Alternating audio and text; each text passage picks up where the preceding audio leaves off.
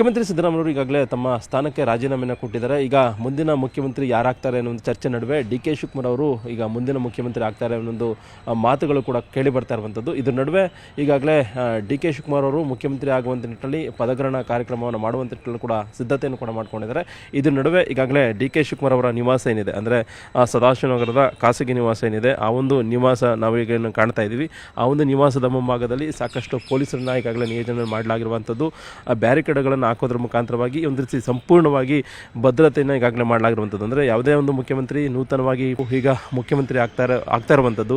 ಹಾಗಾಗಿ ಭಾವಿ ಮುಖ್ಯಮಂತ್ರಿ ಅನ್ನೋ ಒಂದು ಕಾರಣಕ್ಕೋಸ್ಕರವಾಗಿ ಈಗ ಸದಾಶಿವನಗರದ ನಿವಾಸದ ಮುಂಭಾಗದ ರಸ್ತೆ ಏನಿದೆ ಸಂಪೂರ್ಣವಾಗಿ ಬಂಧನ ಮಾಡಲಾಗಿರುವಂಥದ್ದು. ಅಂದರೆ ಸದಾಶಿವನಗರಕ್ಕೆ ಎಂಟ್ರಿ ಕೊಡುವಂಥ ಒಂದು ರಸ್ತೆ, ಅಂದರೆ 3 ಕಡೆ ಬ್ಯಾರಿಕೇಡ್ಗಳನ್ನು ಹಾಕೋದ್ರ ಮುಖಾಂತರವಾಗಿ ಯಾವುದೇ ಒಂದು ವಾಹನಗಳನ್ನು ಕೂಡ ಒಳಗಡೆ ಬಿಡದಿರುವಂಥ ನಿಟ್ಟಿನಲ್ಲಿ ಕೂಡ ಈಗಾಗಲೇ ಪೊಲೀಸರು ಭದ್ರತೆಯನ್ನು ಈಗಾಗಲೇ ಮಾಡಲಾಗಿರುವಂಥದ್ದು ನಾವು ಕಾಣ್ಬೋದಾಗಿದೆ. ವಿಶೇಷವಾಗಿ ಇಲ್ಲಿರ್ತಕ್ಕಂಥ ಅಕ್ಕಪಕ್ಕದ ಮನೆಗಳಿಗೆ ಬರ್ತಕ್ಕಂಥ ಜನರಿಗೆ ಮಾತ್ರ ಅಲ್ಲಿ ಪೊಲೀಸರು ಅವಕಾಶ ಮಾಡಿಕೊಡ್ತಾ ಇದ್ದಾರೆ. ಆದರೆ ಬೇರೆ ಯಾವುದೇ ಒಂದು ವಾಹನಗಳಿಗೂ ಕೂಡ ಬರುವಂಥ ನಿಟ್ಟಿನಲ್ಲಿ ಅವಕಾಶ ಮಾಡಿಕೊಟ್ಟಿಲ್ಲ. ಬಹುಶಃ ಪ್ರಮುಖವಾಗಿ ಯಾಕಂದರೆ ಡಿ.ಕೆ. ಶಿವಕುಮಾರ್ ಮುಖ್ಯಮಂತ್ರಿ ಆದ ಸಂದರ್ಭದಲ್ಲಿ ಸಾಕಷ್ಟು ಭದ್ರತೆಯನ್ನು ಇರಬೇಕಾಗುತ್ತೆ. ಹಾಗಾಗಿ ಸಾಕಷ್ಟು ಸಂಖ್ಯೆಯಲ್ಲಿ ಕಾರ್ಯಕರ್ತರಾಗಿರ್ಬೋದು, ಅಭಿಮಾನಿಗಳಾಗಿರ್ಬೋದು ಮತ್ತು ಅವರ ಹಿತೈಷಿಗಳು ಸಾಕಷ್ಟು ಸಂಖ್ಯೆಯಲ್ಲಿ ಬರುವಂಥ ಸಾಧ್ಯತೆ ಇದೆ. ಅವರಿಗೆ ಶುಭಾಶಯ ಕೋರುವಂಥದ್ದು ಆ ಕಾರಣಕ್ಕೋಸ್ಕರವಾಗಿ ಈಗಾಗಲೇ ಯಾವುದೇ ರೀತಿಯಂಥ ಸಮಸ್ಯೆ ಆಗದಿರುವಂಥ ಕೂಡ ಪೊಲೀಸರು ಭದ್ರತೆಯನ್ನು ಮಾಡಲಾಗಿರುವಂಥದ್ದು. ಇನ್ನು ನಮ್ಮ ಎಡಭಾಗದಲ್ಲಿ ನೋಡ್ಬೋದಾಗಿದೆ, ಈಗಾಗಲೇ ಪೊಲೀಸ್ನ ಉನ್ನತ ಮಟ್ಟದ ಅಧಿಕಾರಿಗಳು ಕೂಡ ಈಗಾಗಲೇ ಸ್ಥಳಕ್ಕೆ ಬಂದಿರತಕ್ಕಂಥದ್ದು. ಅಂದರೆ ಈಗಾಗಲೇ ಡಿ.ಕೆ. ಶಿವಕುಮಾರ್ ಅವರು ನಿನ್ನೆ ದಿನ ದೆಹಲಿಗೆ ಹೋಗಿದ್ದಾರೆ. ದೆಹಲಿಗೆ ಹೋಗಿ ಹೈಕಮಾಂಡ್ ನಾಯಕರನ್ನು ಕೂಡ ಭೇಟಿಯನ್ನು ಮಾಡಿರುವಂಥದ್ದು.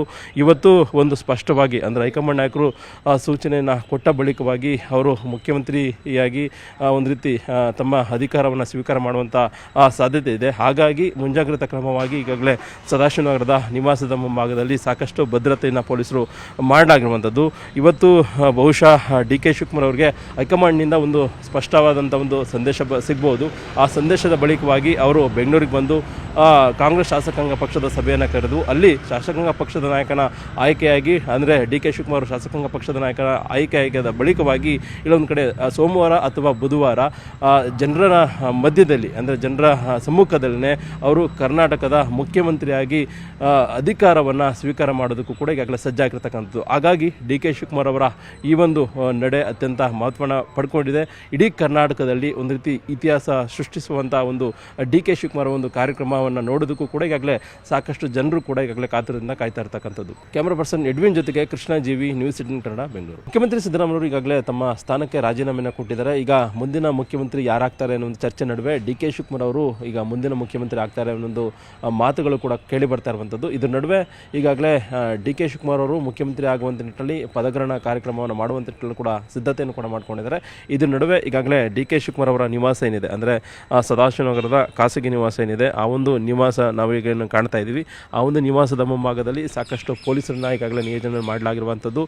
ಬ್ಯಾರಿಕೇಡ್ಗಳನ್ನು ಹಾಕೋದ್ರ ಮುಖಾಂತರವಾಗಿ ಒಂದು ರೀತಿ ಸಂಪೂರ್ಣವಾಗಿ ಭದ್ರತೆಯನ್ನು ಈಗಾಗಲೇ ಮಾಡಲಾಗಿರುವಂಥದ್ದು. ಅಂದರೆ ಯಾವುದೇ ಒಂದು ಮುಖ್ಯಮಂತ್ರಿ ನೂತನವಾಗಿ ಈಗ ಮುಖ್ಯಮಂತ್ರಿ ಆಗ್ತಾ ಇರುವಂಥದ್ದು.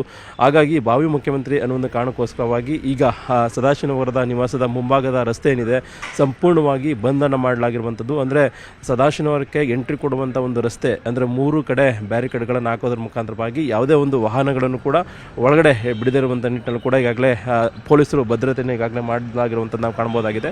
ವಿಶೇಷವಾಗಿ ಇಲ್ಲಿರ್ತಕ್ಕಂಥ ಅಕ್ಕಪಕ್ಕದ ಮನೆಗಳಿಗೆ ಬರ್ತಕ್ಕಂಥ ಜನರಿಗೆ ಮಾತ್ರ ಅಲ್ಲಿ ಪೊಲೀಸರು ಅವಕಾಶ ಮಾಡಿಕೊಡ್ತಾ ಇದ್ದಾರೆ. ಆದರೆ ಬೇರೆ ಯಾವುದೇ ಒಂದು ವಾಹನಗಳಿಗೂ ಕೂಡ ಬರುವಂಥ ನಿಟ್ಟಿನಲ್ಲಿ ಅವಕಾಶ ಮಾಡಿಕೊಟ್ಟಿಲ್ಲ. ಬಹುಶಃ ಪ್ರಮುಖವಾಗಿ ಯಾಕಂದರೆ ಡಿ.ಕೆ. ಶಿವಕುಮಾರ್ ಮುಖ್ಯಮಂತ್ರಿ ಆದ ಸಂದರ್ಭದಲ್ಲಿ ಸಾಕಷ್ಟು ಭದ್ರತೆಯನ್ನು ಇರಬೇಕಾಗುತ್ತೆ. ಹಾಗಾಗಿ ಸಾಕಷ್ಟು ಸಂಖ್ಯೆಯಲ್ಲಿ ಕಾರ್ಯಕರ್ತರಾಗಿರ್ಬೋದು, ಅಭಿಮಾನಿಗಳಾಗಿರ್ಬೋದು ಮತ್ತು ಅವರ ಹಿತೈಷಿಗಳು ಸಾಕಷ್ಟು ಸಂಖ್ಯೆಯಲ್ಲಿ ಬರುವಂಥ ಸಾಧ್ಯತೆ ಇದೆ. ಅವರಿಗೆ ಶುಭಾಶಯ ಕೋರುವಂಥದ್ದು ಆ ಕಾರಣಕ್ಕೋಸ್ಕರವಾಗಿ ಈಗಾಗಲೇ ಯಾವುದೇ ರೀತಿಯಂಥ ಸಮಸ್ಯೆ ಆಗದಿರುವಂಥ ಕೂಡ ಪೊಲೀಸರು ಭದ್ರತೆಯನ್ನು ಮಾಡಲಾಗಿರುವಂಥದ್ದು. ಇನ್ನು ನಮ್ಮ ಎಡಭಾಗದಲ್ಲಿ ನೋಡ್ಬೋದಾಗಿದೆ, ಈಗಾಗಲೇ ಪೊಲೀಸ್ನ ಉನ್ನತ ಮಟ್ಟದ ಅಧಿಕಾರಿಗಳು ಕೂಡ ಈಗಾಗಲೇ ಸ್ಥಳಕ್ಕೆ ಬಂದಿರತಕ್ಕಂಥದ್ದು. ಅಂದರೆ ಈಗಾಗಲೇ ಡಿ.ಕೆ. ಶಿವಕುಮಾರ್ ಅವರು ನಿನ್ನೆ ದಿನ ದೆಹಲಿಗೆ ಹೋಗಿದ್ದಾರೆ. ದೆಹಲಿಗೆ ಹೋಗಿ ಹೈಕಮಾಂಡ್ ನಾಯಕರನ್ನು ಕೂಡ ಭೇಟಿಯನ್ನು ಮಾಡಿರುವಂಥದ್ದು. ಇವತ್ತು ಒಂದು ಸ್ಪಷ್ಟವಾಗಿ ಅಂದರೆ ಹೈಕಮಾಂಡ್ ನಾಯಕರು ಸೂಚನೆಯನ್ನು ಕೊಟ್ಟ ಬಳಿಕವಾಗಿ ಅವರು ಮುಖ್ಯಮಂತ್ರಿಯಾಗಿ ಒಂದು ರೀತಿ ತಮ್ಮ ಅಧಿಕಾರವನ್ನು ಸ್ವೀಕಾರ ಮಾಡುವಂಥ ಸಾಧ್ಯತೆ ಇದೆ. ಹಾಗಾಗಿ ಮುಂಜಾಗ್ರತಾ ಕ್ರಮವಾಗಿ ಈಗಾಗಲೇ ಸದಾಶಿವನಗರದ ನಿವಾಸದ ಮುಂಭಾಗದಲ್ಲಿ ಸಾಕಷ್ಟು ಭದ್ರತೆಯನ್ನು ಪೊಲೀಸರು ಮಾಡಲಾಗಿರುವಂಥದ್ದು.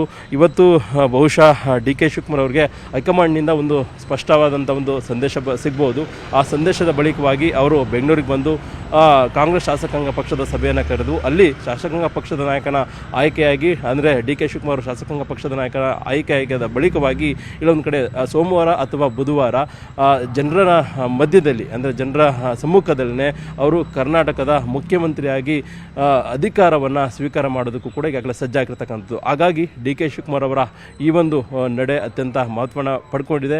ಇಡೀ ಕರ್ನಾಟಕದಲ್ಲಿ ಒಂದು ರೀತಿ ಇತಿಹಾಸ ಸೃಷ್ಟಿಸುವಂಥ ಒಂದು ಡಿ ಕೆ ಶಿವಕುಮಾರ್ ಒಂದು ಕಾರ್ಯಕ್ರಮವನ್ನು ನೋಡೋದಕ್ಕೂ ಕೂಡ ಈಗಾಗಲೇ ಸಾಕಷ್ಟು ಜನರು ಕೂಡ ಈಗಾಗಲೇ ಕಾತರದಿಂದ ಕಾಯ್ತಾ ಇರ್ತಕ್ಕಂಥದ್ದು. ಕ್ಯಾಮ್ರಾ ಪರ್ಸನ್ ಎಡ್ವಿನ್ ಜೊತೆಗೆ ಕೃಷ್ಣ ಜೀವಿ, ನ್ಯೂಸ್ 18 ಕನ್ನಡ, ಬೆಂಗಳೂರು.